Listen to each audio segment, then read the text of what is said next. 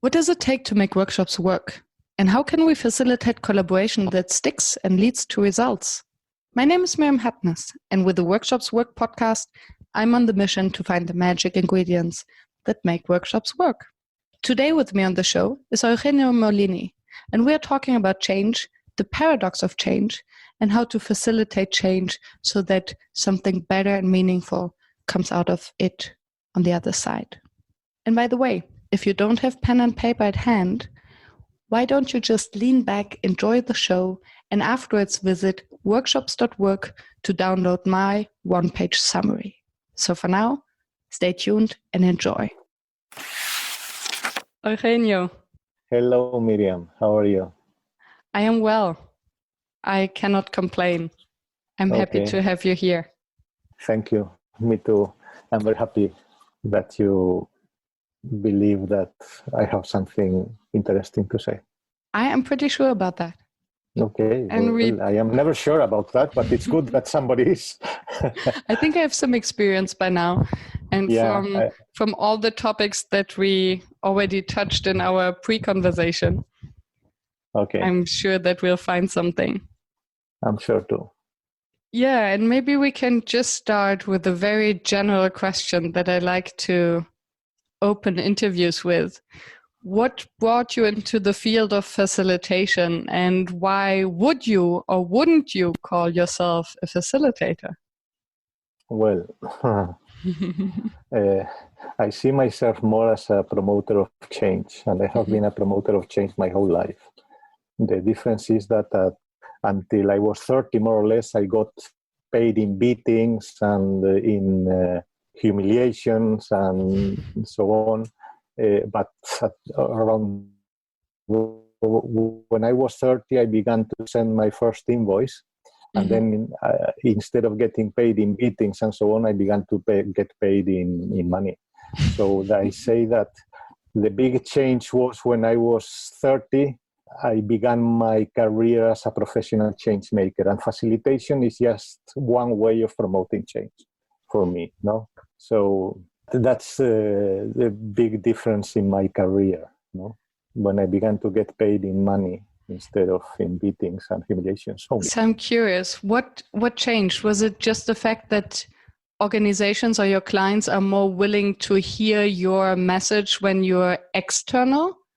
Or what changed that you could convert beatings into fiat money? Well, I think that there are two things. One is that I don't know why I decided, really, I have never thought why I decided to become an independent consultant and an external consultant.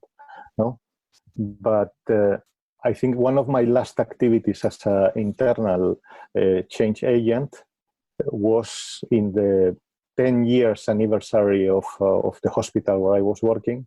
And the director of the hospital, there was going to be a big conference, and the director of the hospital came to me and said, Moliní, but you will not speak criticizing us, he said. And I said, okay, it's time to leave. I can't work on like this. I need to do something different. No? And then I jumped ship and left the world of the hospitals and so on. The interesting thing is that my interest for organizations came because when I began to work as an external, I was consulting to psychiatric hospitals. And I saw that many patients were getting medication, not because they needed it, but just because the organization couldn't cope with them. And then they needed to have them more quiet. And then I said, there's something about organizations that I need to understand some more. No? So my first organization assignments were in psychiatric hospitals. And don't ask, I have no clue about how did I end up working with multinational corporations. I have no clue. Sometimes it's just a calling. It's a mystery. It's a mystery. You do have a background in conflict resolution. Yeah, at some point I thought that I would be good at that, but it wasn't my call. It wasn't my thing. I don't think that I was good at it, And I decided that that was not my thing. But during many years, my ambition, well, many years, during 5-6 years, I mean in the mid-90s to the beginning of this century, my ambition was to work with organizations that operated in turbulent environments, in war-torn places and things like that. No?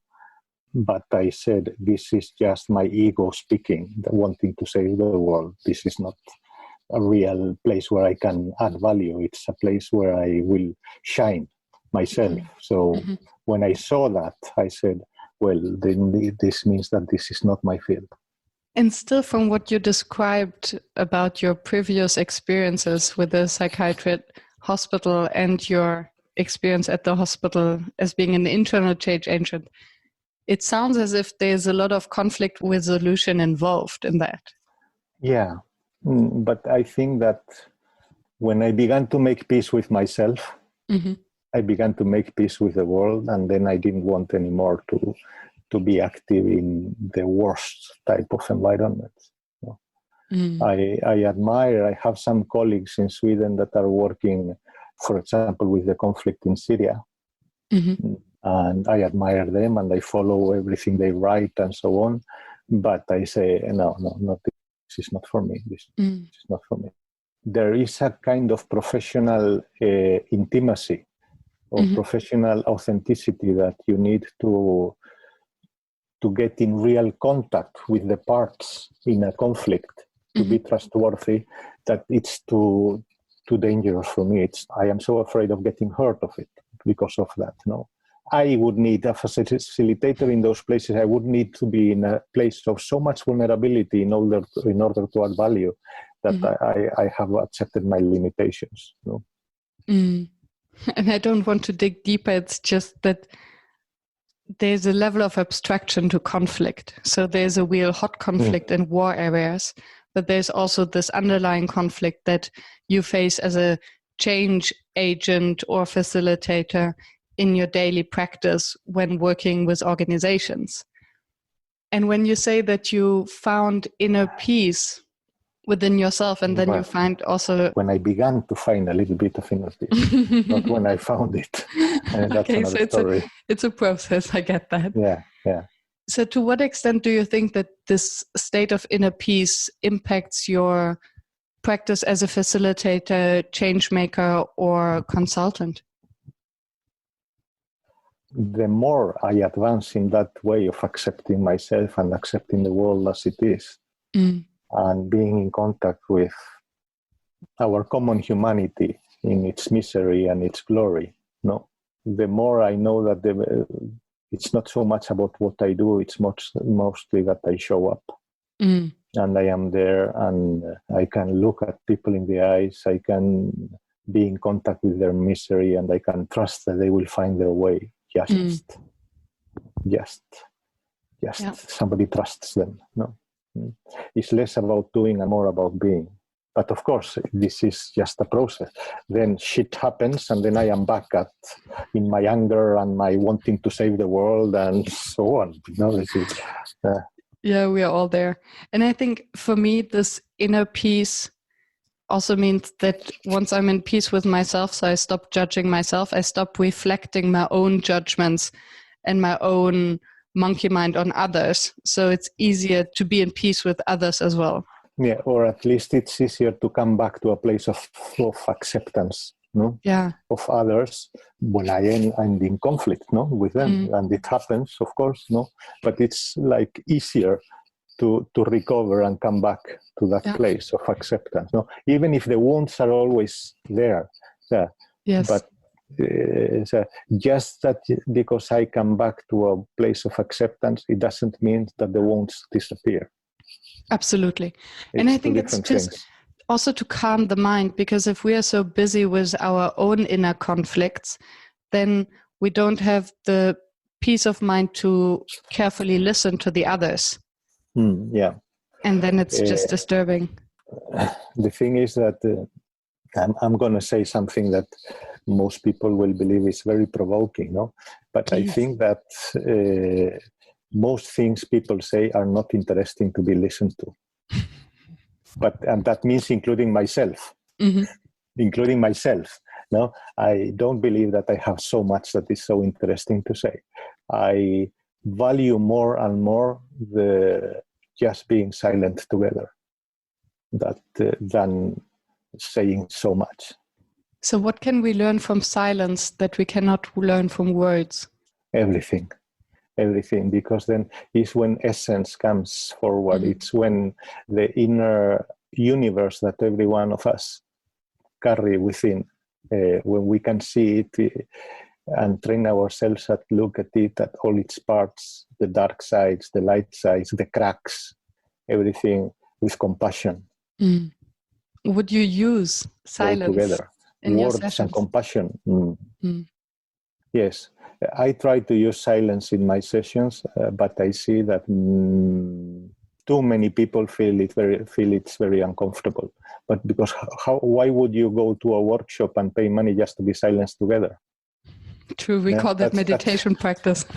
Yeah, no, but it's not only meditation practice. It's also facilitation practice. Mm-hmm. You see, the equivalent of not being able to be silent is the facilitator. That the moment everything becomes frustrating in a group, they cannot hold be silent and let's see what happens. They just find a new icebreaker, a new exercise, and let's do something to know.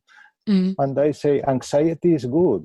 Anxiety in a group is good. Anxiety in an individual life is also good. Anxiety is painful, of course, no, but it's good.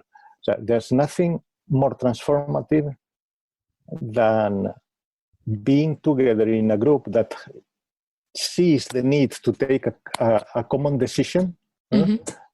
And they have such high level of anxiety because they don't know if they dare to commit, and just be with them in that silence instead of finding an exercise or doing another canvas or doing whatever. No, be there and name it, say it. Say, well, okay, now we are there in the threshold. Let's see who wants to commit. And I think that's a crucial point, because just through anxiety, we don't learn. We only learn if we get to the other side. Yeah. Well, my favorite definition of anxiety is energy that hasn't found its object. No?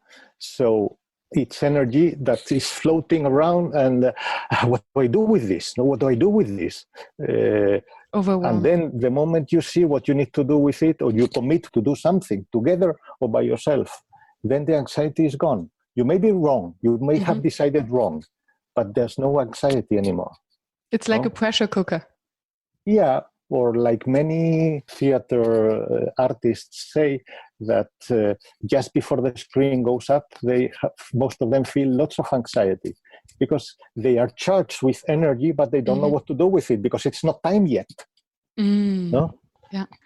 And the moment the screen goes up, then wow, it's gone.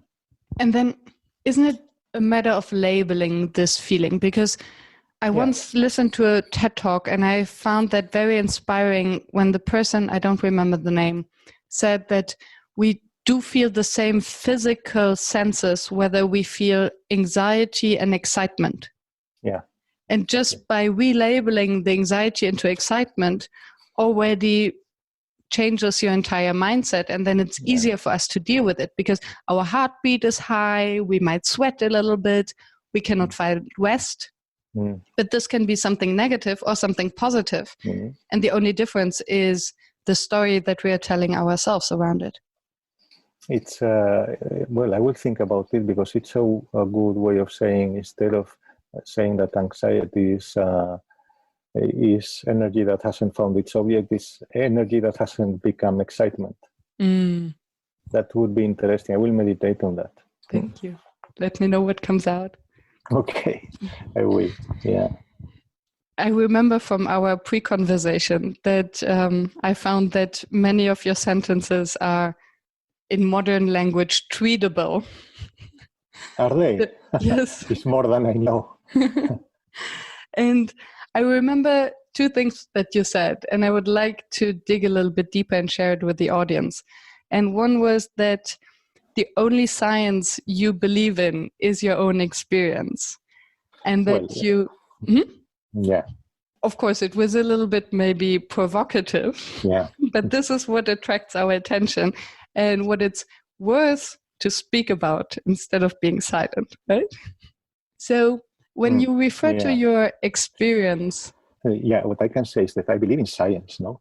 But I know that science is mostly based on hypothesis as the best truth that we can discover or until we discover something else. But the thing is that it is always detached from experience. It is always like studying reality as if you were not part of it. Okay, and that's okay. I think that has its place. No. On the other hand, experience is what tells me how I perceive reality and how I understand it in my own life, in my own. No. So I think we need both. If we will go back to the facilitation profession, the consequences of is the same difference that it is between a systemic approach and a field approach. In a systemic approach, we as facilitators or as changemakers or whatever you want to call us, do as if we were outside the system we are facilitating or we are working with. And that is useful. But in reality, if we are not playing God, knowing if I push this button and this button and this button, this will happen, even if we are the very advanced systemic practitioners that say this is about complexity, non-linear causality, and so on, in the end, we look at systems as if we were not part of them. But if we approach, for example, the work of Nora Bateson, she is not all, but very much about being inside the system. You cannot affect any change if you are not part of it. You don't get dirty. And then when you get dirty, the only thing that is in contact with the system is your skin, is your emotions, is your reality. No? Yes and no. So there's one part of me that totally agrees. We have to be part of the system also to experience it, because we are also part of whatever happens in the room as facilitators. On the other hand, it reminds me a lot of the conversation between, my background is economics, and I used to study development economics. And we always had a debate with anthropologists because economists stay outside the system. We have our hypothesis, then we conduct experiments and we measure results. Whereas anthropologists join the system, they go inside, they get their hands dirty. But then at the same time, as soon as you enter a system, your presence changes it. Yes, exactly. So I think it really depends on what you want to achieve through your presence or non-presence, whether you're there to observe and to analyze, or whether you are there to make a change. And I think if you really want to make a change and impact, then you have to get your hands dirty. Yeah, exactly. But the paradox of the observer, no? That just by the act of observing, you are influencing. Yeah. No? And actually, this is something that we are very often neglecting in the facilitation practice, how much we actually impact through our presence. Exactly. And that connects with other of my points of discussion with most of my colleagues, is that we cannot be neutral. It's impossible. We are not neutral. We can be neutral towards the outcome of whatever the system we are working with wants. But we cannot be neutral towards the how. Yeah. Because that's what we bring in. It's a how to do things, how to dialogue, how to relate to the different steps of the process of delivering something, if it's within a company, or how to relate to learning, if it's a training situation, no? How do you define neutral? Because I think neutrality for me in this context is really to be neutral about the origins of the conflict. Not only neutral about the outcome, but also neutral meaning detached. So I don't have any stakes in the game. But obviously I have my own morality, my values, my way of doing. Yeah, exactly. Yeah. In what you said also the nature of the conflict. I decided that I never work with conflicts. So any client that comes with me, we have a conflict that we would like you to intervene and help us to facilitate a resolution. I say, no, I don't intervene directly in conflicts. Why would that be? My experience is that when people in a workplace, in an organization, begin to have a conflict, it is either because they have different points of view on the task, and then it's a task work, not a conflict resolution. Yeah, and then let's see what's the task, and let's speak about how do we solve the task. Or they begin to bicker with each other either because they have too much to do, because they have too little to do, or because the task they have is meaningless. And I don't want, if people have too much to do, then it has a solution. If people have too little to do, it has a solution. And if task is meaningless, it has a solution also. So I work task-oriented. I have decided that if they have a conflict, well, there's other possibility that there are some people that have bad intentions or that are going through a crisis, and it's an interpersonal issue or personal issue. But then I don't work with that. That's not my field. Even if I am a psychotherapist, I left it for 35 years ago, that profession. So I just don't want to work like that. Yeah? So would you then help your client first to really identify that it's actually not a conflict, but another issue, and then you still work with them? No. I tell them that if they want to work with it as a conflict, then I am the wrong consultant. If they want to find a task where people can unite with, then I am the right consultant. Then they decide, but I don't help them to decide. I just explain for them my reasons to why I have chosen to work like this, and then they choose. What happened in your experience that made you take this decision?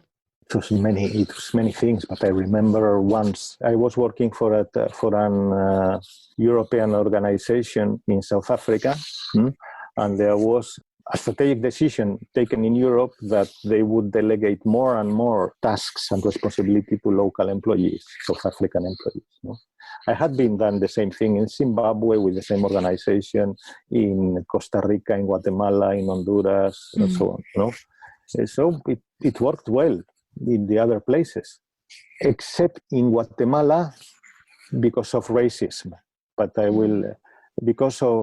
was, when I began to hear that the white Guatemalans were speaking about some of the people of Indian origin, or more clearly Indian, they speak of as the Indians, like respective well. And that didn't help, no? But in South Africa, it was because of the same thing, because I detected, with the help of a South African colleague, I detected this is about apartheid within this organization. This is it's a very subtle apartheid. So, on the one hand, they are saying that they want to delegate more and more responsibility and empower the local employees, the South African employees, 99% of them black. And on the other hand, there are subtle things, for example, the security measures to come into the premises and things like that. This is just reliving apartheid. And then I said, no, I don't want to work with this. People are getting hurt so much, and there's so little willingness to do something about it that I don't want to do that. I'm sorry. And I said, either it's possible to focus away from people and more towards task. Because, when there's a conflict between two people, you can say, let's speak authentically with each other.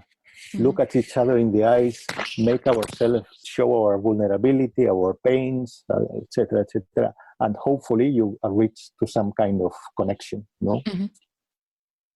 Even if the connection is just acknowledging that there's no connection, Yeah. But there's another way, and say, look in the same direction. Do you want to go somewhere together?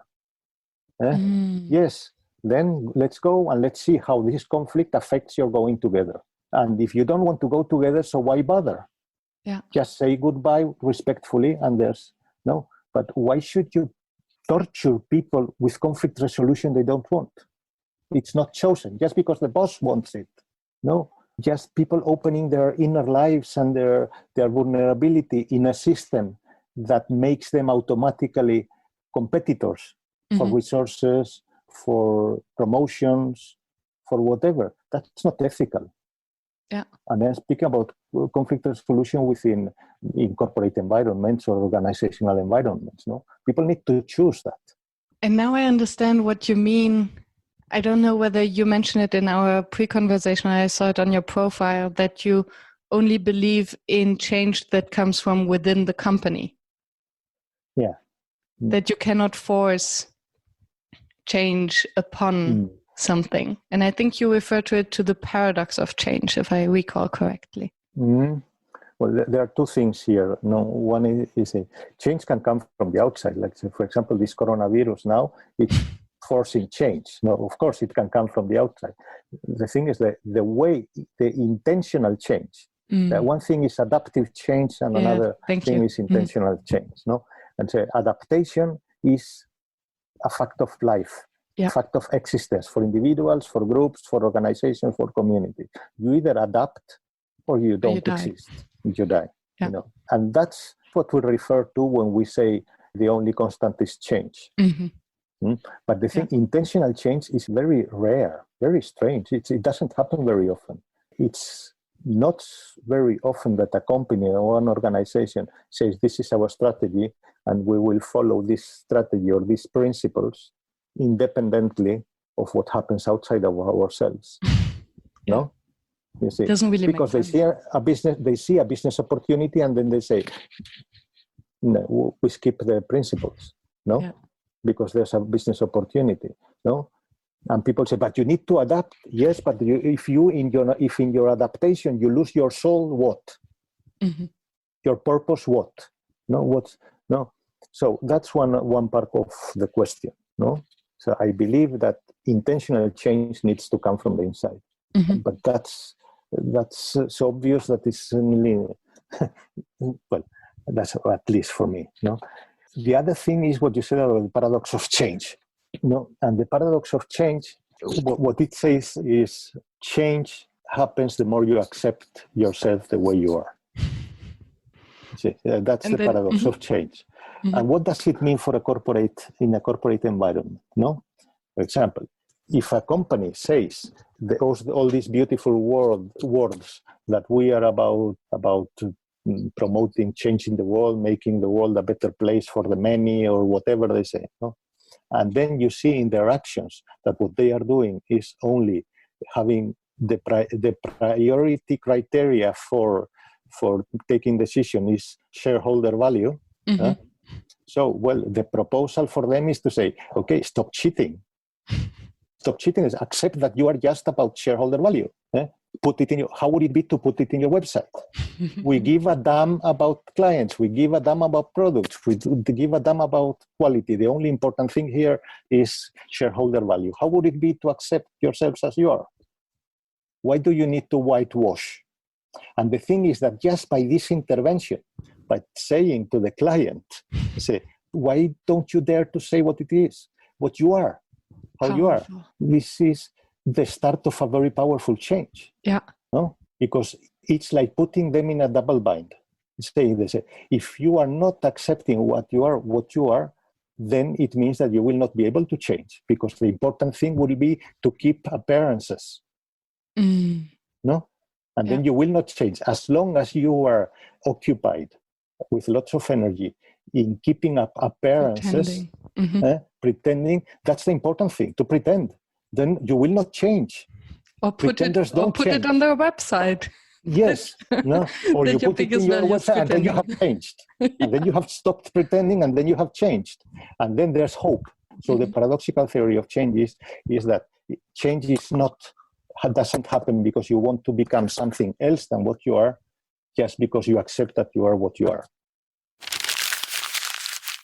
Thank you, Miriam.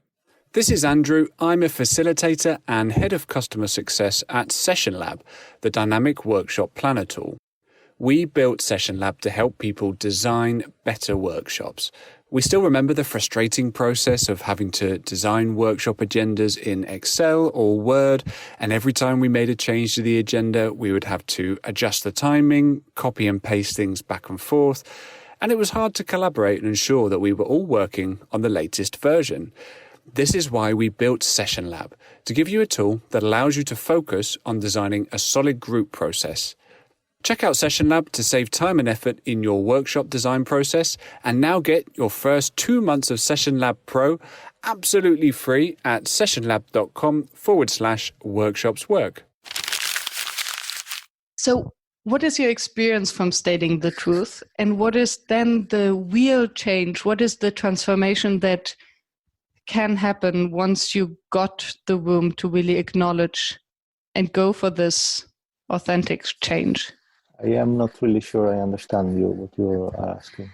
So I wonder, when you force basically your participants to state the truth and to say, okay, if shareholder value is everything you care for, why don't you put it on the website? Yeah. What is your experience with this approach? Well, there can happen two things. One, that they change either because they state the truths or because they accept that they are pretending, and that's the important thing, and that any of those things is a change, or they just kill the messenger, and that's me. And that happens also, no? That happens. Did you find a way to identify the clients who won't kill you for that beforehand? Because I can imagine that that's the best way to be bold beforehand, and then you'll attract the clients who are actually ready for these big questions. No, it's not possible to. I haven't found a way of identifying them more than giving everything from the first interview. Mm-hmm. No, so I make the first interview to a consultation, even if I don't have a contract, and they are not used to it. No, but I tell them, say, I am coming to work. I'm not coming to sell. Mm-hmm. And then when we start working in that, then it's easier to see. No, the last conversation with a potential client, after half an hour of being there, I say, it doesn't look like you and I will be able to work together. And she said, why? Yes, because you are asking for me to do things that I am telling you that I don't do. But others do it, yes, but others is not me.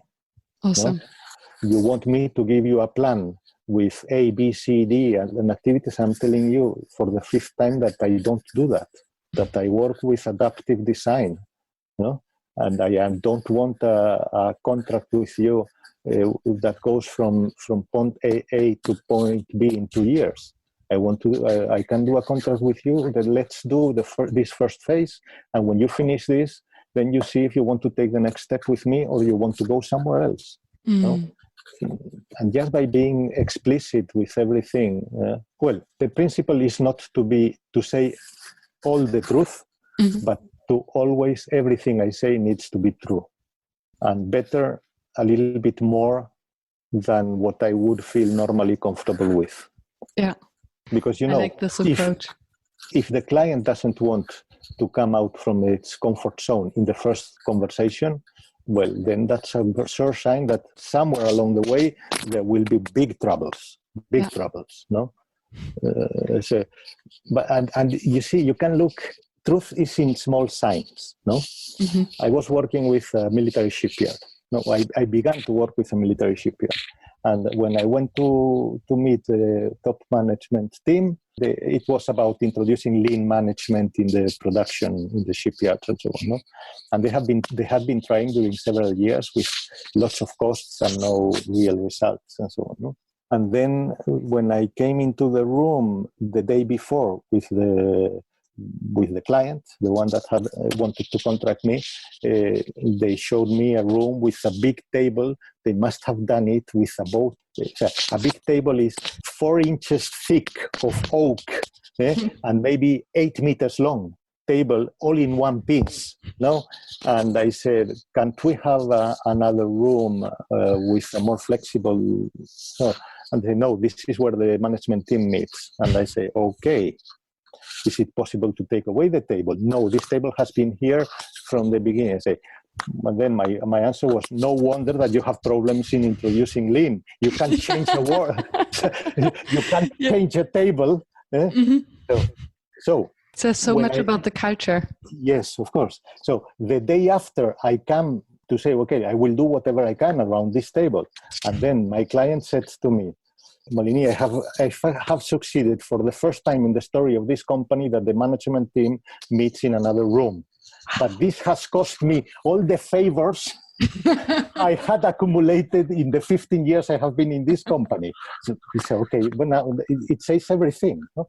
Yeah. So it's just to use the small signs to detect what can be trouble and what can be useful for the next steps, and just point at it.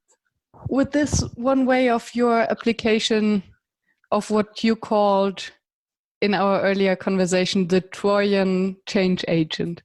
Well, this is not being a Trojan. This is more being very explicit. No?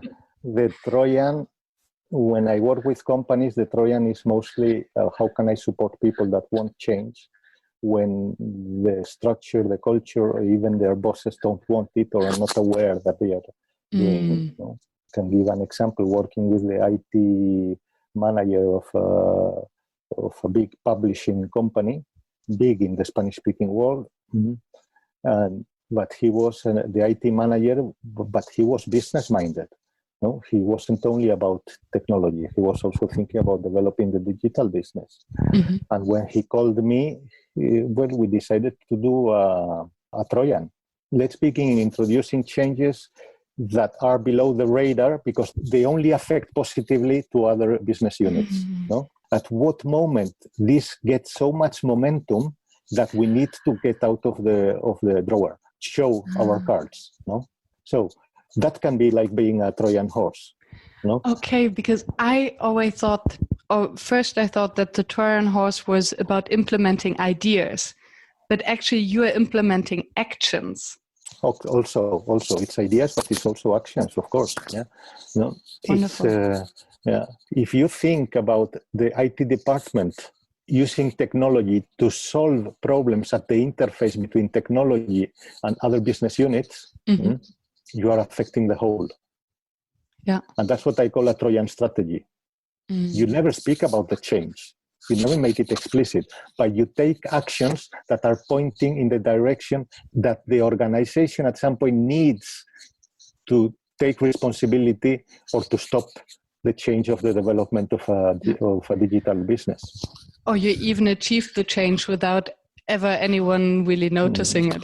No, that's impossible. That's impossible. What happened with this client is that after 4 years, we were doing a big event with 200 people with different business units and so on. And after that event, we had planned that we will go to the management team and show all the cards and say to them, make a big intervention showing what we had been doing and what we projected we thought would be a prognosis of where we could go to developing, etc., etc. And we were with these 200 people. We had scheduled a couple of weeks later a meeting with the management team, and then the door opens and the president of the board comes in. So we went white, of course. They say, wow, the Trojan strategy is going to, well, this is our death. But no, it wasn't.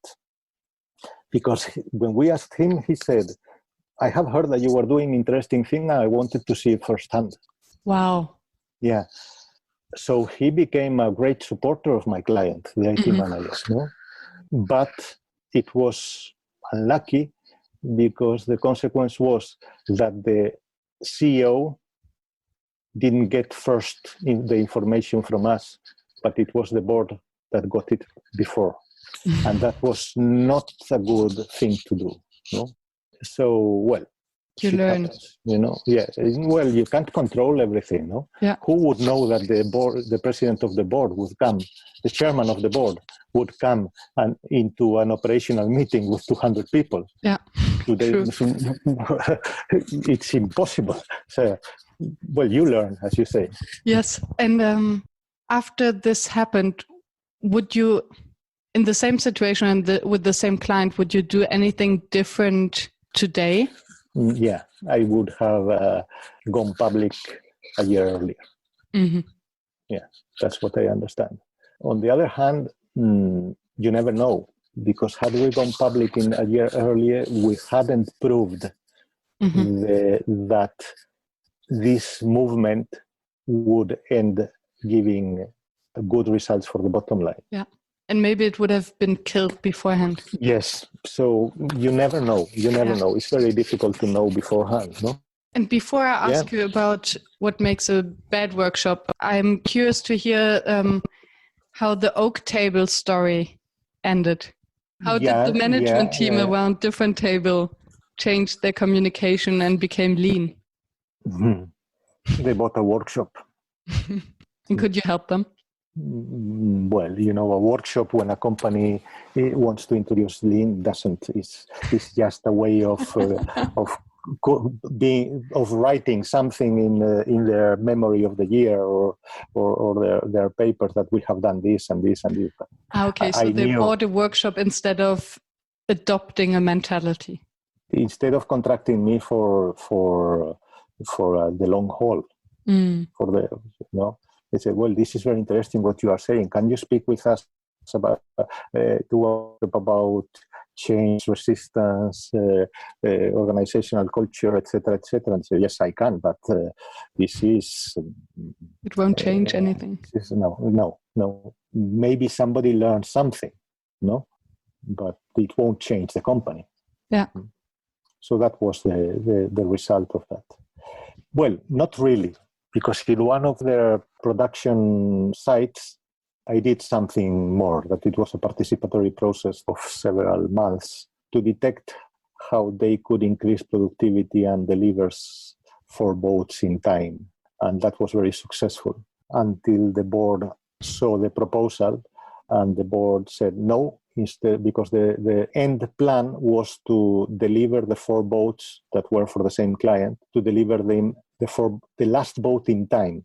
So the whole series in time, but the first, second, and third would not be delivered on time. And they said, no, more important to deliver the first one in time than the whole series in time. And they know their own reasons. They have their own reasons, whatever they are, no? But the people that were involved, there were around 150 people that were involved in developing this plan, they thought that it would have been better to deliver the whole series in time. But the board, half of them were politically appointed, and in politically appointed things, you only can think in 4 years, no? Yes.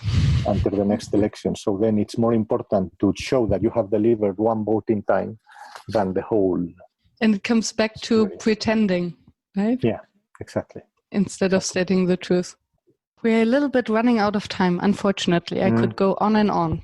And there's one thing that I would like to touch upon. So, because you often said, and maybe it was in a LinkedIn post, that it's easier to say what makes a workshop fail than a workshop work. Yeah. What's a bad facilitator instead of a good facilitator? And since this is one of my usual questions, what do you think makes a workshop fail? Well, it depends on what kind of workshop, because one thing is a workshop that you need to deliver solutions for operational issues within a company. And another one is it's a workshop where you only want people to learn or to come together or build community or whatever. No? My specialty is more in-house workshops that you need to solve real issues that have some kind of impact in the bottom line. Mm-hmm. That's the most, what I am best at. No? And then I say that there are like 5 prerequisites that need to be met. If not, it will fail completely. Mm-hmm. So, and these are prerequisites that are either or. There are other things that are more analogic. No, you can do them better or worse, but these ones is either or. No? Mm-hmm. And one is the task needs to be complex without known solution and potentially conflictive. Mm-hmm. Just like that. If there's no potential for conflict, if it's a simple task and the solution is known, you don't do a workshop. Yeah. You do something else. No, you invite people to give them the information and so on. So that's one of the things. Then the second criteria is willingness to be transparent with the constraints and the issue and the constraints, and willingness to trust. Or if you don't, that the participants will. And I say willingness to trust because it doesn't mean that you really trust. Because that can be more difficult, but willingness to try to trust. And if you can't, act as if you did. No?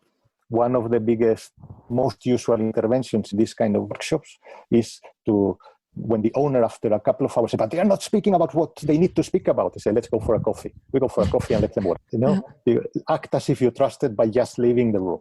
No? Which makes sense because trust is such an intrinsic feeling, we don't control it. Yeah, exactly. But we can act as if we did. Yes, yeah. And many times you need the support of somebody. So for me as a facilitator, one of the real tasks is to help the owner of the task to act as if he or she trusted, to act with transparency. Beautiful. You know? Yeah. So, because, the reason why many people try to control and do not trust is because they are afraid. And we know the moment we get some support, we get less afraid. And then we let go of control. Yeah. So one of my tasks is to support. Well, the third criteria is willingness to invite the relevant diversity. And when I say relevant diversity, I don't mean that it's gender or it's race or it's religion. No, it's what's relevant for the task, for solving the task. No, it's not about changing the world. It's about solving a task. It's and not while about appearance. It's about being real. Yeah, yes. You're so consistent. And the thing is that then we use this task in order to bring the different way of working to the present. You see, let's solve this task in a different way than we usually solve our tasks. And then we will have the experience, not the analysis, the experience of that a different future is possible here and now. And if we like it, we will want it more of it. So use tasks in the now to move the organization to the future, instead of pushing the organization to the future. The third one, possibility of new interactions. And that's the same people, as always, as around the same table as always, never produce anything new. Just like that. So, and there's only two ways. To take away the table, meaning that you create a different possibility for different dynamics of conversation and so, or you invite new people. There's no other way of opening for new interactions. Either new people or you change the structure. Awesome. You take away the table. Sometimes literally. Yes. And the last one is safe enough context. No? So if people know that their interventions during a workshop or their contributions or lack of contributions will be used, performance appraisal or whatever, they will get afraid and it will not feel safe. Of course they will. Yeah. But widely of course. And then if you have that in the room, you will fail. Yeah. That's one of the reasons. And the other example is, I was working in Zimbabwe and with this cooperation and development between, I don't want to go into the details of that, no? But and that was a catastrophe. Nothing happened. And I said, all the criteria are met, but I didn't know it was at the last minute that somebody told me in the toilet, say, Mr. Moliní, you are doing a great job, but nothing will happen here because the militia of Mugabe have threatened the families of several of the delegates so that nothing happens during this meeting. I didn't have a clue about that. No, you see, so I learned mostly about the mistakes. And when I do a mistake, I know that if I repeat it, this will fail. So I know that if these criteria are not met, it will fail. No? But what will make it happen to become a real good? Well, that's not so clear. Yeah. That's not so clear. So I believe that most facilitators know what they can do in order to make a workshop fail. Wonderful. But it's not so clear what we can do to make it a success. Of course, the more you have being in this profession, the more you know about what might work, but you don't have any warranty.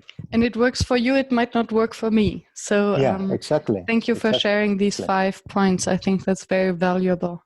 if someone from the audience fell asleep after minute 1 and just woke up and doesn't have time to listen to the entire show, what would you like them to take away?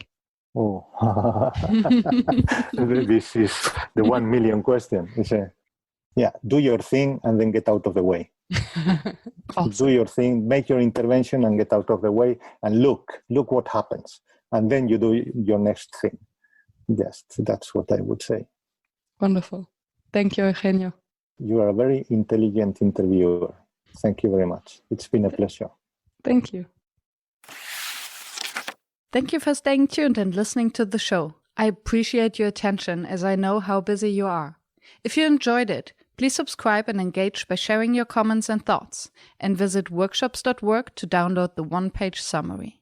I'm looking forward to seeing you back at the next episode, and I wish you a fruitful day.